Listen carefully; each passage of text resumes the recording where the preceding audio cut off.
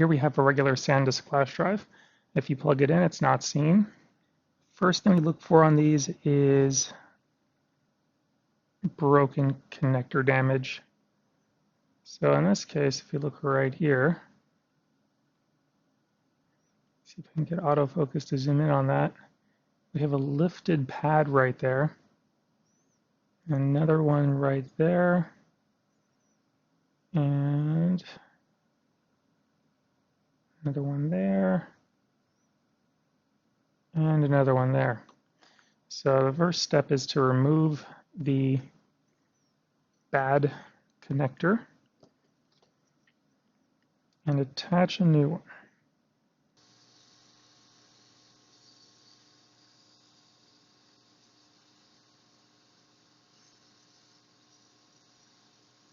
So right now what we're doing is using a hot air rework station to heat up the USB connector to the point where it will just come off circuit board.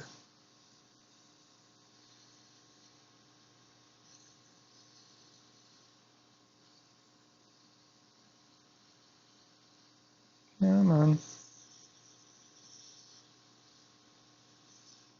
All right.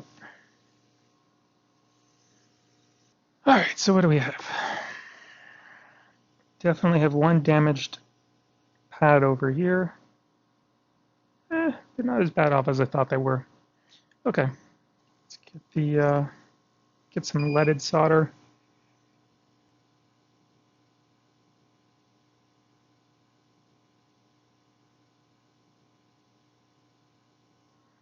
This damaged trace over here, it goes to the back side to this resistor that they're using as a fuse. It's kind of interesting because they used to use resettable fuses. Now it looks like they're using a full-blown resistor. So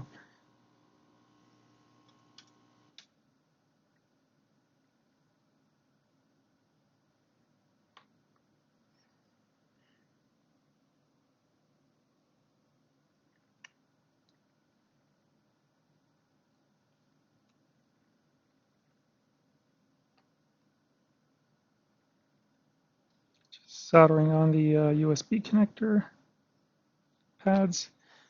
Basically, I have a donor USB connector over here that has the various signal wires attached to it.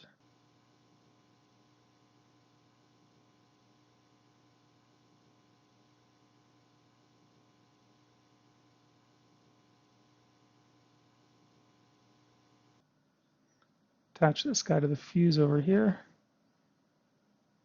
and it should work.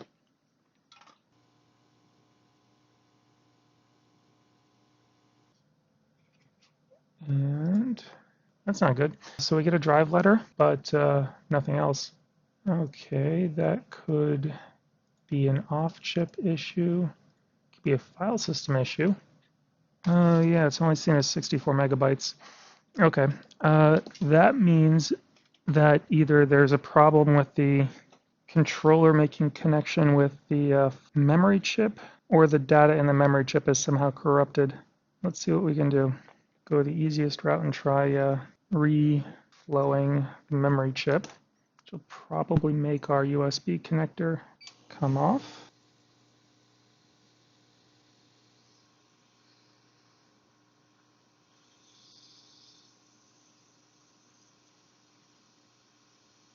Wait for this guy to cool off.